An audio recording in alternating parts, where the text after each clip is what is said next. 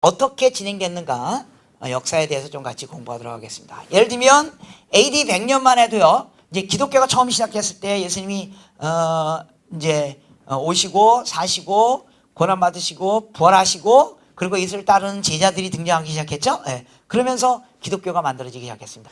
자, 그래서 AD 100년만 해도 이제 기독교인들이 여기에만 머물러 있었어요. 네. 그러면서 이제 그 중에 일부 그리스도의 제자로서 삶을 사는 사람들이 확장되기 시작하면서 기독교가 확장되기 시작했는데요. AD 400년경에는 남부 유럽이 복음화됩니다. 네.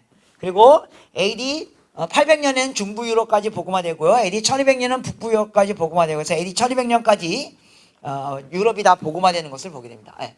그 다음에 이제 1200년서부터 1500년까지는 복음화가 약간 정지되는 상태에 일어나게 됩니다. 왜냐하면 그 사이에 AD 600년경에 이쪽 지방에 이슬람이라는 새로운 종교가 등장하기 시작합니다. 그래서 기독교가 유럽에 머물러 있고 이쪽으로 확장되지 못합니다. 왜냐하면 이쪽에 이슬람이 있으니까요. 더 이상 확장되지 못하죠. 자, 그러다가 여러분 세계 역사에서 1492년에 아주 중요한 사건이 일어납니다. 1492년에 무슨 일이 일어나죠? 네, 콜럼버스가 대서양을 횡단하는 사건이 일어납니다. 그러면서 유럽의 국가들이 전 세계로 나가면서 전 세계의 기독교가 확장되는데 그때 전 세계의 기독교를 확장시켰던 사람은 지금 소위 말하는 로만 캐톨릭 교회입니다. 네, 그 교회들이 전 세계로 소위 말하는 수사들을 보내기 시작합니다. 그때 만들어진 선교단체가 예수회라는 선교단체입니다. 네, 그래서 예수회 수사들이 전 세계로 나가서 복음을 전하는 일이 1600년, 1700년, 1800년 사이에 일어나게 됩니다. 네. 특별히 캐톨릭 선교의 그 핵심은요, 회심이 아니라 개종입니다. 여러분, 회심과 개종의 차이점을 이해하시겠습니까? 회심은 뭐예요? 각 개인이 예수 그리스도를 알고 그분이 우리를 위하여 십자가에 돌아가신 사실을 깨닫고 그리고 죄를 고백하고 그리고 구원 얻게 가는 이 과정이 바로 회심이에요. 그래서 회심은 개별적으로 일어나는 거예요. 근데 개종은 어떤 식으로 일어나요? 국가 단위로 일어나는 거죠. 그래서 로만 캐톨릭 교회가 뭐예요? 이게 국가 개념입니다. 그래서 로만 캐톨릭 교회가 남미에 와가지고 뭐예요? 여기를 캐톨릭 국가화하는 겁니다. 예. 그래서 캐톨릭 국가를 만드는 겁니다. 그러면 그 국가 전체가 구원 얻게 된다. 그것은 성경의 원리하고 다른 거라는 겁니다. 자, 그러다가 이제 1700년 넘어가기 시작하면서 개신교 선교 운동이 조금씩 일어나기 시작했습니다. 자, 개신교 선교 운동에 처음 문을 연 사람들은 모라비안이라는 사람들입니다. 모라비안이라는 사람입니다. 모라비안들은 누구냐 하면요. 모라비안 그럼 여러분 어느 지역 사람일 것 같으세요? 모라비안 뭐 아라비안, 모라비안 나이트, 아라비안 나이트 뭐 이 중동 사람들인가? 아닙니다. 이 사람들은 지금 말하면 체코나 그 독일 쪽에 살았던 사람들입니다. 자, 1517년에 종교개혁이 일어났다 그랬죠? 그런데요, 종교개혁은 어떻게 일어났냐면 그냥 어느 날 뿅 루터가 딱 등장해가지고 개혁의 기치를 내세우고 그렇게 되는 게 아닙니다.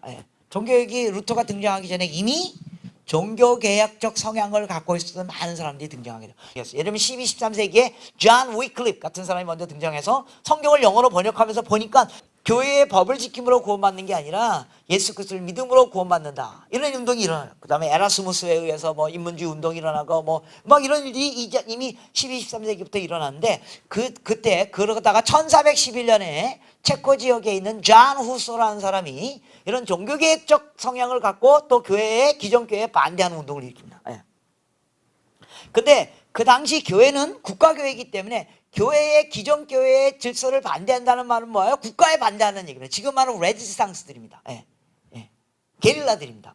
그래서 이 존 후소를 비롯한 이 사람들이 국가를 전복합니다. 그리고 개신교적 성향을 갖고 교회를 운영하는 일들이 몇십 년 동안 일어나게 됩니다. 그러다가 유럽 30년 전쟁이 일어나면서 다시 캐톨릭이 정권을 잡게 됩니다. 그러면서 이 개신교적 성향을 갖고 있었던 이 존 후소의 후예들이 다 처형당하고 그 일부 사람들이 쫓겨납니다. 그러면서 전 유럽을 방랑하는 집시들이 되어져 버립니다. 그래서 그 사람들을 뭐라고 부르냐면 보헤미안이라고 부릅니다. 그래서 그런 사람들이 1600년경에 전 유럽을 방랑하면서 이분들이 복음을 전하기 시작합니다. 왜 그들이 쫓겨났냐면 예수 그리스도를 믿는 방법은 그의 법을 지킴으로 구원받는 것이 아니라 뭐예요?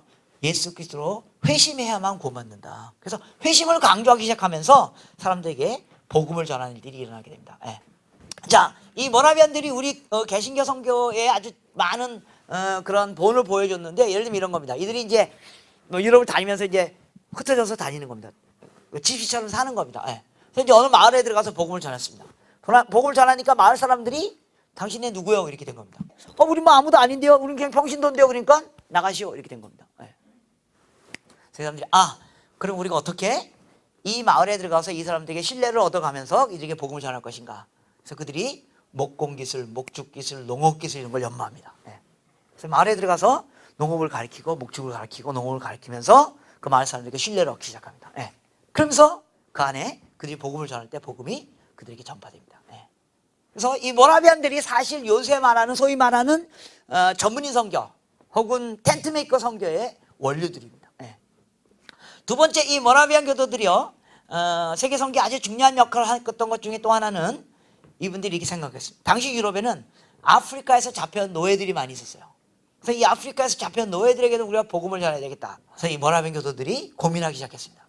이 아프리카에서 잡혀온 노예들이 어떻게 복음을 전할 것인가. 그들이 생각했던 방법, 우리가 그들에게 복음을 전하고 그들이 우리의 말을 진정성을 갖고 받아들일 수 있는 유일한 방법은 우리가 그들처럼 되는 수밖에 없다. 그래서 그 아프리카에 잡혀온 이 모라비안들이 기도하다가 중요한 결정을 해요. 우리가 그들처럼 되자. 그래서 그들이 스스로 노예로 팔려갑니다. 그래서 그들이 스스로 노예로 팔려가서 당시 노예들이 이 돌 깨는 일을 하거든요. 그래서 돌 깨는 그런 일에 팔려갑니다. 스스로 팔려. 그리고 그리고 노예 속에 들어가서 그들에게 복음을 전하는 일이 일어납니다. 네. 이게 누구의 방법입니까? 네. 스스로 낮아지는 것. 그러니까 선교는 거듭 얘기하지만 우리가 그들보다 낮아지는 겁니다. 그래서 그들 안으로 들어가서 그들의 삶의 일부분이 되어지는 겁니다. 세 번째 이 모라비안들이 세계 선교에 아주 중요한 족적을 남겼는데요. 그래서 바로 이런 겁니다. 세계를 복음화할 수 있는 가장 중요한 법은 바로 기도하는 일이다. 네. 그래서 이 모라비안들이 100년 동안 365일 24시간 쉬지 않고 기도하는 기도 운동을 일으킵니다. 네. 그리고 그들이 100년 동안 소위 말하는 이 체인 기도를 하게 됩니다. 네. 그래서 그들의 100년의 기도가 끝나는 때가 언제냐면 바로 1792년입니다. 네. 모라비안들이 365일 100년 동안 24시간 세계복음을 기도하고 그리고 그 기도를 하나님 들으시고 1790년에 세계선교 문을 여는 일들이 일어나게 됐습니다.